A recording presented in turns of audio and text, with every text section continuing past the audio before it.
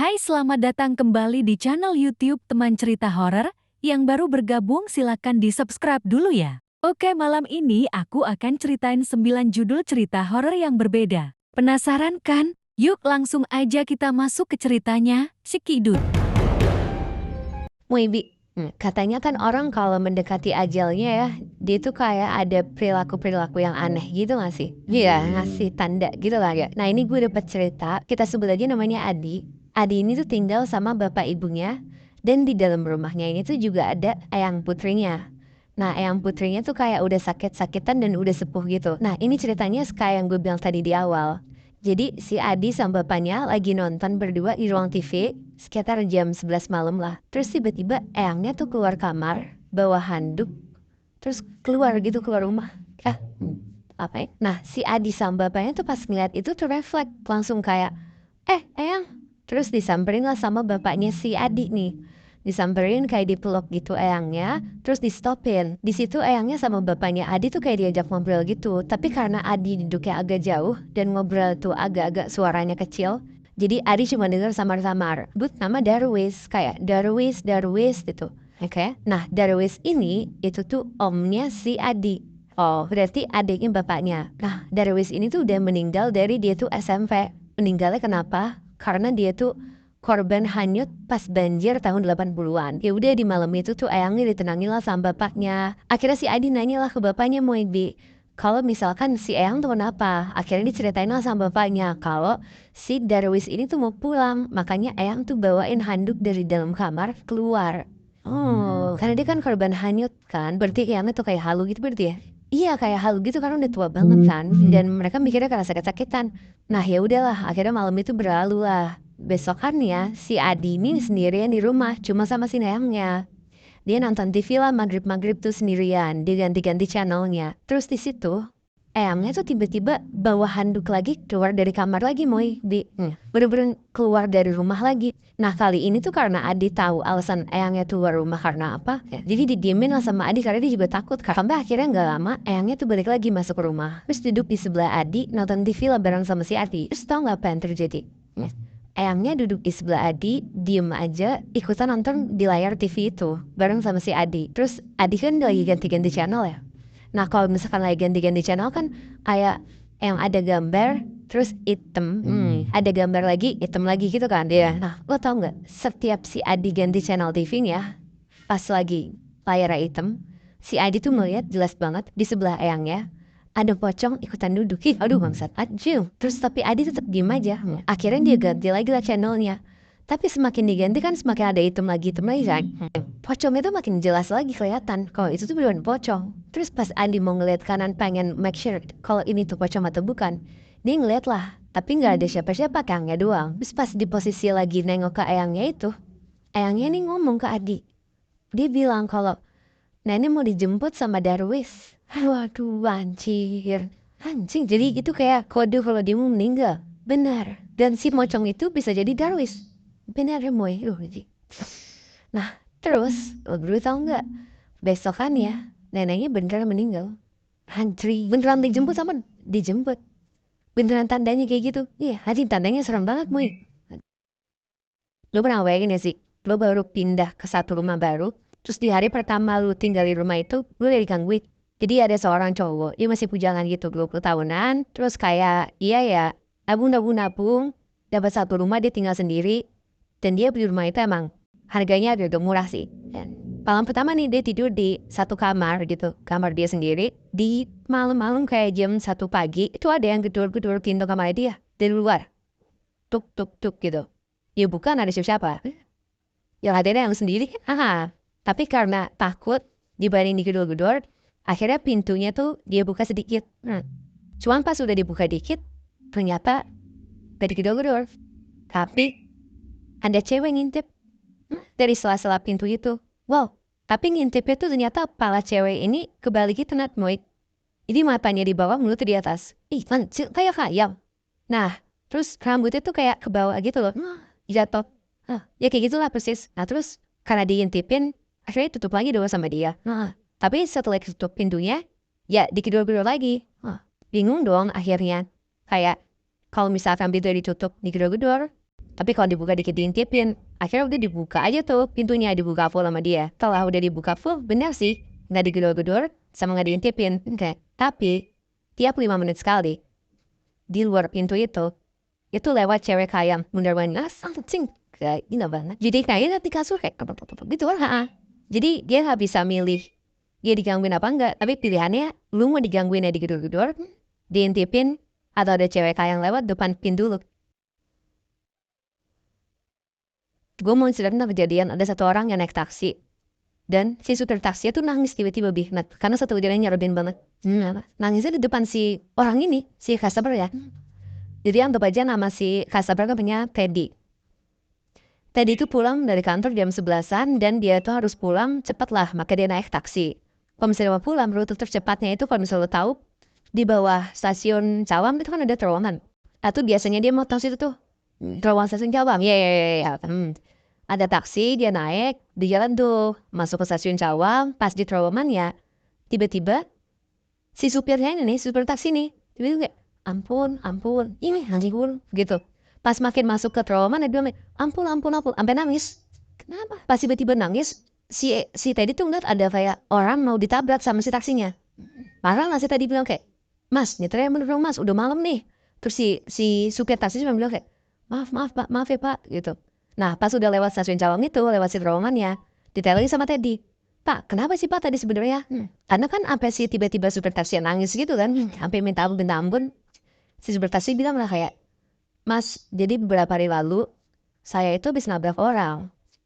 Nabrak orang tuh di dalam terowongan stasiun Cawang itu. Oh, oke. Nah, setiap saya berangkat dan pokoknya setiap saya pergi deh mas, saya lewat stasiun Cawang itu, di terowongannya, saya tuh selalu diganggu sama si sosok cewek ini. Jadi ditabrak dia. Nah, makanya tadi pas di dalam terowongan mas, makanya saya ketakutan, saya ampun saya minta. Sampai nangis kan, si cewek ini selalu gangguin saya dan dia tuh duduk selalu di kursi belakang. Jadi kayak si supir ini bilang kayak, selama tadi lewat di stasiun Cawang itu mas di terowongan ya, si sosok cewek yang saya tabrak itu duduk di sebelah mas. Aduh, nih, makanya saya takut. Saya udah minta maaf mas, saya udah yasinin, saya udah bener-bener kayak, ya karena saya takut pas kejadian saya tuh kabur, kata supir taksi kayak gitu. Saya kabur dan saya nggak berani buat ngebantuin. Tapi saya minta maaf kok mas, saya mau doain segala macem. Tapi saya selalu digangguin mas, belum berhari-hari. Tapi supir taksi kayak gitu. Nah singkat cerita akhirnya, si Teddy nyampe rumah, dari si Teddy nenangin lah si supir taksi ini. Bilang kayak, ya udah mas, baca doa aja, sholawatin aja, zikirin aja. Ya mas sholat tobat lah, biar siapa tahu si sosok arwah ini tuh pulang dan gak gangguin mas lagi ya. Pas dia mau cabut, si supir taksi bilang kayak, yaudah mas, kayaknya saya harus lapor polisi deh. Saya harus nyerahin diri aja deh, biar saya tenang. Karena saya mikir kalau misalnya saya sholat tobat aja nggak bisa nyelesain masalah ini, ya mungkin saya harus masuk penjara. Temen gue punya om. Dan ternyata omnya teman gue itu abis ketahuan selingkuh. Dan dia dapat ganjaran lebih. Nah, ganjarannya dia merasa hal mistis. Oh, oke. Sebut aja nama omnya teman gue itu Pak Ridwan ya, sama istrinya nih. Jadi Pak Ridwan sama istrinya itu emang kerja, beda lah kantornya. Dan mereka itu tinggal di apartemen. Pas banget di hari itu, Pak Ridwan itu beres kerja sekitar jam 1-an siang. Dan istrinya itu belum pulang tuh masih kerja. Ternyata pas di hari itu, pas si Pak Ridwan itu lagi kerja dan pulangnya cepat, dia tuh bawa dalam tanda kutip selingkuhannya. Bawa cewek dan dia melakukan sesuatu lah di apartemennya itu. Dan berhubungannya itu di kamar tempat dia suka tidur sama istrinya. Di kamar dia sendiri. Oke. Singkat cerita, sekitar jam 5-6-an istrinya pulang, ngobrol-ngobrol bentar, istrinya bilang, Mas, aku tidur duluan ya. Sekitar jam 9 malam. Tidurlah istrinya, si Pak Ridwan nonton TV, biasa, hai sendiri, sebat segala macam. Sampai sekitar jam 11-an, Pak Ridwan mau tidur. Pas Pak Ridwan mau tidur dan dia masuk ke kamar, dia tuh lihat istrinya tuh tidur, matanya merem, tapi dia senyum senyum tuh lebar banget tapi merem. Sampai akhirnya Pak Ridwan tuh ngebelakangin istrinya. Jadi kayak mantatin gitu kan, tidurnya takut ya. Dia nggak takut ya, tidurlah tuh. Sekitar jam 11 jam 12-an malam, tiba-tiba Pak Ridwan tuh kebangun karena dengar kayak ada gerasak-gerusuk itu di kasurnya. Pas dia melek, Pak Ridwan tuh dengar kalau misalnya di belakang dia itu ada suara cewek ketawa suara cewek ketawa dan dia tuh deg-degan banget dengarnya. Kayak tiba-tiba ada suara cewek ketawa. Dia berani diri buat ngecek ke belakang, nengok dia ke belakang. Pas dia nengok ke belakang, dia ngeliat ada kayak sosok cewek, rambutnya panjang, dan cewek itu ngomong, udah ngaku aja. Ih, wah bangsa, gila. Rengsek kan? Dan ternyata, usutnya usut, cewek yang dilihat sama Paridon itu adalah kodam mungkin ya, kodam si istrinya yang ternyata dia tuh gak terima kalau misalnya si istrinya ini diselingkuhin sama Paridon. Berarti yang balas dendam bukan istrinya tapi kodamnya yang tahu ya. Jadi mau ini, gue pengen cerita tentang single mom yang harus ngebesarin anaknya sendirian, tapi anaknya ini tuh indigo. Wow. Oke. Kebetulan itu cerita tante gue sendiri, namanya Tante Ulfa. Dia itu punya anak perempuan umurnya 4 tahun, namanya Keisha. Tapi kita sebut aja panggilannya tuh Kay. Jadi keseharian Tante Ulfa itu tuh dia harus ngasih pengertian ke anaknya ini. Setiap kali anaknya ini tuh ngeliat hal-hal yang gak bisa dilihat sama Tante Ulfa ini. Oh, karena Tante Ulfa pun juga bukan indigo ya? Iya, karena Tante Ulfa bukan indigo. Jadi ada nih contoh misalnya, satu momen pas mereka berdua lagi makan di meja makan. Tiba-tiba si kayaknya tuh ngomong sambil melihat ke bawah meja makan. Nenek, sini naik ke atas. Mampus. Waduh. Jadi seakan-akan si nenek ini ada di bawah. Iya, meja makan bener sih. Nah, di momen-momen itu tuh si Tante Ulfa tuh berusaha ngeberaniin diri sama ngasih pengertian juga nih ke si Kay. Kalau misalkan, oh iya emang ada nih si nenek ini, gak usah takut, bla bla bla bla kayak gitu. Oh, jadi kayak dia nenangin anaknya gitu ya. Iya, saya tuh ini bukan hal yang aneh kok, lu punya kayak gini, oke, terus ya. Sampai akhirnya ada satu momen di mana yang biasa Tante Ulfa tuh berani untuk ngasih tahu anaknya, untuk nenangin kalau misalkan anaknya lagi ngeliat sesuatu. Di momen ini tuh Tante Ulfa tuh nggak berani. Gara-gara di malam ini yang biasanya Tante Ulfa nggak bisa melihat, dia tuh bisa melihat. Lihat apa yang kayak lihat juga. Iya benar Mum. Wow. Jadi malam-malam pas mereka berdua udah tidur, mereka lagi tidur nih. Posisi lampu semua udah mati. Terus tiba-tiba si Tante Ulfa itu dengar si Kay ini kayak ngelindur gitu terus ngomong, kakak. Tapi pas Tante Ulfa buka mata, Tante Ulfa ini ngeliat si Kay itu udah buka mata tapi ngeliat ke atas, ke arah plafon. Akhirnya si Tante Ulfa ini ngeliatlah ke atas, ada apa? Pas si Tante Ulfa ngeliat ke atas, yang dipanggil kakak sama si Kay ini adalah sosok perempuan lagi ngerangkak di plafon. Rambutnya panjang turun ke bawah. Pokoknya kayak sosok kuntilanak gitu loh, Moibi. Dan si Tante Ulfa lihat itu. Ini gue dapet cerita dari teman gue. Teman gue nih punya sepupu. Kita sebut aja namanya Benny ya. Jadi si Benny ini tuh waktu zaman-zamannya pandemi. Dia tuh anak bujangan 20-an tahun. Udah kerja sekitar 1-2 tahun. Akhirnya nabung. Dia bisa punya apartemen sendiri. Nah, tapi nyewa. Singkat cerita intinya dia dapat satu apartemen di daerah Jakarta yang dia dapat harganya murah banget. Nah cuman masalahnya adalah selama dia nego atau dia kontakkan sama pemilik apartemen ini, dia nggak pernah ketemu langsung. Dia tuh diarahinnya sama orang subuhannya lah. Karena yang punya ini sebenarnya itu ibu-ibu yang tinggal di Jogja. Karena pandemi juga jadi nggak bisa ke Jakarta kan.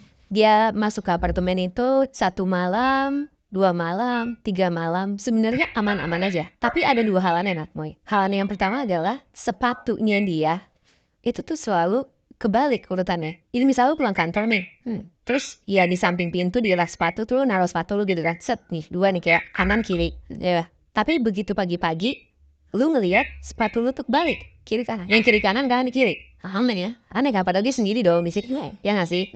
Yang kedua anehnya adalah kalau dia bangun pagi-pagi, dia tuh suka ngeliat ada bangkai cicak gitu kan, Moy. Jadi kayak pala sampai 2 tangan, itu tangan belakang sama butut itu nggak ada. Putus itu sebadan-badan bersih badan, setengah badan ya. Malamnya dia tidur, pas Benny ini lagi tidur, dia tuh ngerasa kayak ada sesuatu yang ngerangkak di tempat tidur dia. Pas dia kebangun, tiba-tiba di depan muka dia persis, itu ada anak kecil lagi ngerangkak persis depan dia mukanya. Dan di mulutnya anak ini ada cicak.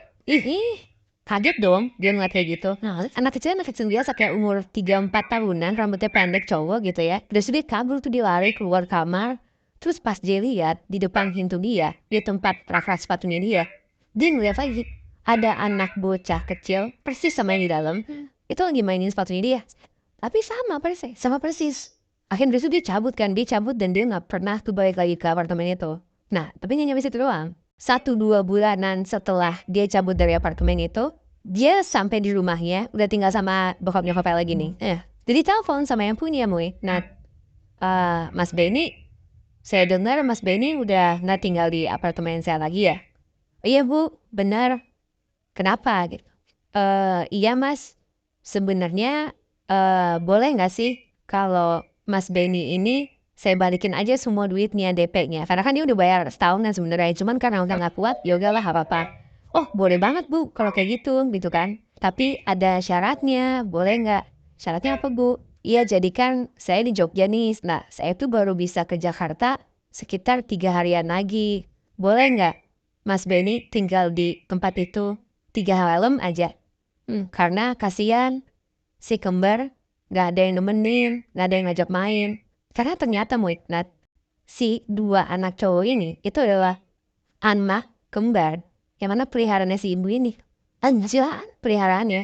Dia akhirnya nyewain apartemennya dengan harga murah biar demi anak-anaknya ini, si anak-anak peliharaannya ini ada yang ngajak main. Karena penjaganya yang punya itu, udah nggak kuat juga nggak mau ngajak main. Ini setan kan anak ini? Iya, peliharaan. Peliharaan semua ini. Moibi, ya. Kalau tahu di Netflix ada satu film horor judulnya His House. Oke. Itu gue akuin sih filmnya emang serem banget. Apa judulnya? His House. His House. Oke. Dan ini tuh ada satu cerita dari temen gue. Dia nonton itu sama ibunya di rumah berdua. Terus malamnya tuh digangguin sama setan. Jadi temen gue tuh sebut aja namanya Arman. Oke. Di rumah itu tuh mereka cuma berdua. Dia sama ibunya. Sekitar jam 10-an malam, abis mereka selesai nonton film itu, mereka baliklah ke kamarnya masing-masing. Nah, Arman tuh di kamar belum tidur. Dia masih teleponan sama pacarnya. Gak lama, tiba-tiba pintu tuh kayak ada yang ngetok-ngetok gitu, Moibi. Ditanya sama Arman, siapa? Ternyata dari balik pintu, itu tuh suara ibunya. Ibunya tuh ngomong, abang, malam ini ibu tidur sama abang ya, soalnya ibu takut. Arman karena posisi yang lagi nggak mau diganggu, karena dia lagi teleponan sama pacarnya, si Arman ini nolak, terus bilang, aduh ibu tidur di kamar ibu aja lah sendiri, gak usah takut, abang lagi teleponan sama pacar abang. Terus hilang tuh ibunya, gak ada suara lagi. Arman lanjutlah teleponan. Nah, kurang lebih setengah jam kemudian, itu ngetop-ngetop lagi. Tapi ketokannya tuh kali ini agak kenceng kayak dulu-dulu gitu. Ibunya tuh bilang, abang beneran ibu takut.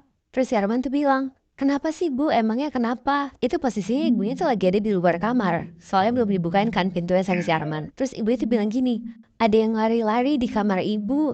Buset nih. Terus si Arman tuh mendengar itu tuh kayak, aduh nyesel banget deh gue ngajak ibu gue nonton ini jadi takut sendiri kan dia tuh. Terus Arman jawab lah dari dalam kamar karena pintunya belum dibuka.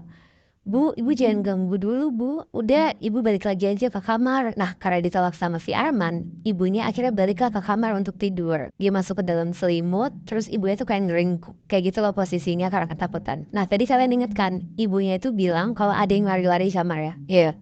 Nah, si ibunya ini tuh ngerasa kalau itu tuh nyata banget lah yang lari-lari di kamarnya itu. Karena waktu ibunya merengguk di dalam selimut, tiba-tiba si ibunya ini tuh merasa kalau di pundaknya tuh ada yang nyolek. Bunyi balik badan lah refleks. Pas dia ngeliat siapa, ternyata yang nyolek tuh si Arman. Tapi si ibunya ini ngeliat si Arman tuh mukanya pucat, tatapannya kosong. Terus si Arman ini ngomong ke ibunya, ibu, tadi di kamar ibu ada yang lari-lari ya? Terus si ibunya tuh bilang, iya kan tadi ibu udah bilang. Si Arman bilang, yang lari-lari anak kecil ya? Terus pas denger itu tuh ibunya langsung bilang, bener, kok tahu? Terus tahu nggak? Arman nunjuk kakinya, terus bilang ke ibunya, ini bukan bu. Hah? Pas ibunya lihat, di kakinya Arman tuh ada anak kecil, digelendong tadi kakinya Arman. Bangsat, anjing. Tiba-tiba di tengah malam, anaknya tuh kayak ngomong, 1, 2, 3. Kayak main. Iya, kayak main gitu. Ini cerita tentang sepasang suami istri yang punya level ketakutan tuh sama. Jadi mereka berdua tuh sama-sama penakut. Dan saking penakutnya, mereka berdua nih sama-sama nggak bisa tidur kalau misalkan lampu nggak nyalain. Tapi beda ceritanya kalau misalkan mereka udah punya anak nih. Anak yang umurnya 2-3 tahunan, kayak anak kecil yang udah bisa ngomong, udah tahu maunya apa. Nah si anak ini tuh malah ngomel kalau misalkan lampunya nyala. Oke, karena si anak ini malah nggak bisa tidur kalau lampunya nggak mati, keganggu. Dia nggak bisa tidur kalau anaknya ini. Akhirnya orang tuanya ngalah nih. Orang tuanya ngalah buat belajar ya udah kita tidur lampunya matiin deh. Walaupun sebenarnya mereka takut banget nih. Akhirnya mereka coba buat tidur pakai sleeping mask gitu. Kayak penutup mata gitu lah. Iya ya. Jadi at least mereka nggak bisa ngelihat gelap dan bikin mereka takut. Kejadian mulai dari sini nih.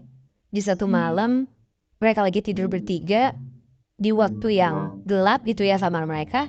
Tiba-tiba di tengah malam si ibunya ini ngedengar anaknya tuh kayak ngomong 1, 2, 3. Tuh kayak main. Iya kayak main gitu. 1, 2, 3. Itu posisinya masih pada tidur ya. Masih kayak ibunya di sini, anaknya di tengah, ada suaminya gitu di ujung. Nah, tapi setelah itu tuh gak cuma berhenti di situ doang. Tiba-tiba ibunya ngerasa kalau anaknya tuh bangun dari kasurnya.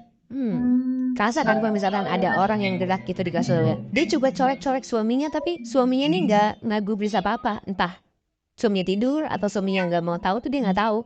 Anaknya masih tetap kayak 1, 2, 3 masih kayak gitu. Ya karena ibu ini walaupun penakut ya dia mencobalah untuk gua memberanikan diri gua untuk membuka si sleeping mask itu. Ya, dia buka sleeping masknya pelan-pelan, bener. Anaknya nggak ada di sampingnya dia. Oke. Pas dia lihat suaminya di dalam kegelapan itu, ternyata suaminya tuh masih pakai sleeping mask, tapi nutup kuping.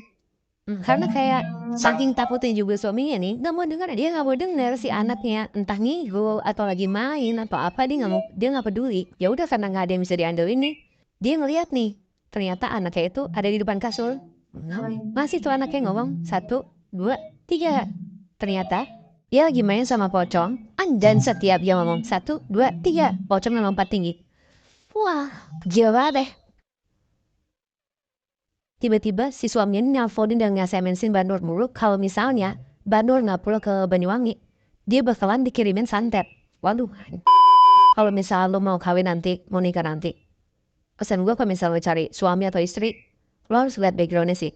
Kalau misalnya calon suami atau istri lo punya pegangan atau emang main ilmu hitam gitu dari keluarga, menurut gue hati-hati. Karena kejadian ini terjadi sama pembantunya atau ART-nya temen gue. Sebut aja nama ART ini Mbak Nur ya. Mbak Nur ini aslinya orang Banyuwangi. Dan selama 5 tahun, dia tuh udah gak pernah pulang, Bi. Nah, karena tiap dia pulang, dia tuh dikadang-kadang mulu. Dipukulin mulu sama suaminya. Saya pada akhirnya, si Mbak Nur ini jadi stay aja di Jakarta. Kerja terus kan. Dan ada satu momen di mana tiba-tiba si suaminya ini nelfonin dan nge-SMS-in Mbak Nur mulu kalau misalnya Mbak Nur gak pulang ke Banyuwangi, dia bakalan dikirimin santet. Waduh, cerilang. Dan sampai terjadi berkali-kali tuh. Terjadi berkali-kali. Si Mbak Nur diamin aja sampai pada akhirnya suaminya bilang, ya udah, saya nyusulin kamu ke Jakarta. Anak udah ketakutan banget nih Mbak Nur bakal disamperin sama suaminya di Jakarta. Akhirnya Mbak Nur tuh nyamperin sepupunya yang tinggal di Medan. Kayak maksudnya tuh escape gitu lah dia pergi dari Jakarta biar gak ketemu sama suaminya ini. Akhirnya dia nempuh transportasi darat. Dia naik bus dari Jakarta ke Medan. Pokoknya singkat cerita, pas di dalam bis itu, si Mbak Nur tuh ketiduran. Ada yang ngantuk banget deh. Nah, pas dia ketiduran, dia kebangun, dia ngeliat kayak penumpangnya itu sama halnya sama kayak pas pertama kali dia naik busnya. Rame, cuman pas dia melek mata di tengah malam itu, dia melihat semua penumpangnya itu gak cewek, gak cowok, gak anak-anak, alisnya tuh gak ada. Alisnya tuh botak semua. Dan pas dia madep ke depan ke arah supir busnya itu, ke arah depan tuh dia melihat ada kayak ibu-ibu. Mungkin kayak nenek-nenek sekitar 50-60 tahunan. Lagi nengok ke arah si Mbak Nur ini. Jadi nengok ke belakang ini. Alisnya juga gak ada. Tapi mantengin matanya Mbak Nur terus. Jadi kayak tatap-tatapan mulut. Ya Mbak Nur takut lah kayak, ini kok ada yang gak beres nih bis ini kenapa gitu. Sampai akhirnya karena dia ketakutan banget, dia langsung melengosin muka dia ke kaca. Pas dia melengosin muka dia ke kaca, tiba-tiba si nenek-nenek ini nyamperin dia dan berdiri di depan Mbak Nur ini. Pas udah berdiri depan Mbak Nur, si nenek-nenek bilang, Mbak, ayo turun, udah ditunggu suaminya. Waduh, wah ya gini. Jadi pas dia ngeliat arah bus itu, yang tadi dia naik, harusnya dari Jakarta ke Medan. Gak tahu kenapa, entah itu ada ilmu sihirnya atau kayak gimana, gue juga bingung. Dia melihat ternyata arah busnya itu bukan ke Medan, tapi ke Banyuwangi.